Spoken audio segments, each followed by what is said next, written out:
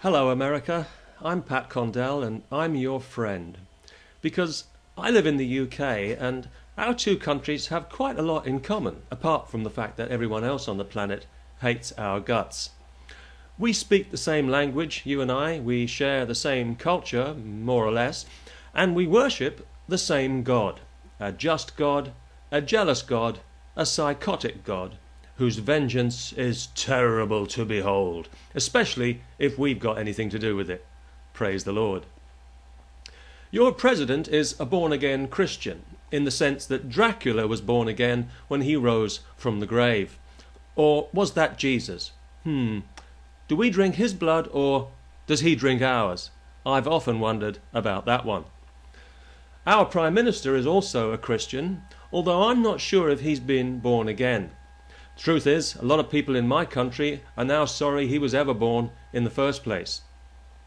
But you have a particular brand of Christianity in America which is unique and extremely creative in that it bears absolutely no resemblance to the message of the prophet it supposedly reveres, and is in fact diametrically opposed to every single thing that he ever said, without exception, which, if nothing else, America, shows incredible balls on your part.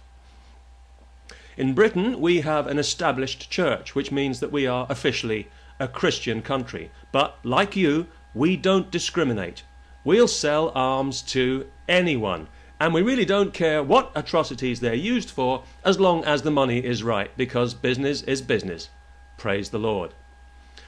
Because God is on our side, we both know that when our country is doing evil, it's good evil as opposed to evil evil. And we know that good evil always defeats evil evil, except when evil evil cunningly disguises itself as good evil and becomes born again, then you've got a whole new ball game. And your president plays this particular game very well indeed. We all know his history. We know how he used to be just a useless, cocaine-snorting, drink-driving, draft-dodging, daddy's little rich boy hellraiser, until one day, after a chat with Billy Graham, he had a revelation that he'd been chosen by God to be a dangerous, delusional bigot. He was quickly shoehorned into the governorship of Texas, where he finally found he had a talent for something, signing death warrants, praise the Lord, and from there it was just a short step to George W. the Lionheart, President of all Christendom. Because they say he's very well connected, your president, and this doesn't mean that his joints are all specially reinforced with steel wire, nothing as sinister as that. It simply means that he has a lot of corrupt and powerful friends who'll stop at nothing to get their way, and by his own admission, he invaded Iraq because one of these friends, namely God, instructed him to. Now, I'm not going to try and tell you that your president, George W. Bush, is insane, because the way I see it, you don't actually need to be insane if you're George W. Bush. If you're a cynical, small-minded, nasty little born-again hypocrite with a Bible in your hand, then frankly, you're already holding a royal flush, and you don't need any more cards. And besides, he's more than ably assisted in all his endeavours by our insane Christian Prime Minister, another little man with blood on his hands, which he didn't get from having nails hammered through them, although I'm sure his press office would like us to believe otherwise. And we all know that he joined in with the invasion of Iraq because he felt the hand of history on his genitals, and because he wants a cowboy hat. The way he walks when he's with Bush, it's like they're on their way to the OK Corral or some other gay club. But it turns out that some people in Iraq, for some inexplicable reason, don't actually want freedom and democracy imposed on them from outside, which just proves the truth in the old saying, America, that you can lead a horse to water, but you can't make him suck your cock.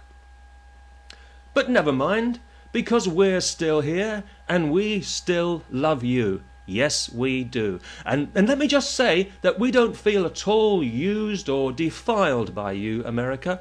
Well, maybe we do, just a little. Actually, maybe quite a lot. But it's worth it for the privilege of being friends with you, even if you do insist on taking our fingerprints before you let us into your country. Because frankly, America, you have saved our bacon. If not for you, we wouldn't be the high-profile country we are in the world today. Having lost an empire, we were ready to be shunted away into the sidelines of history and forgotten. But now, thanks to you and your glorious mission from God, we find that we still have a role to play in the world, poking our nose in where it's not wanted, stealing and wasting every precious resource we can get our greedy hands on, and kicking the shit out of brown people the way Jesus would have wanted. So, thank you for that, America. I can't tell you how proud that makes me feel. I really, really can't. But it's human nature to live in hope. So let me just say in closing, America, as one friend to another, get well real soon.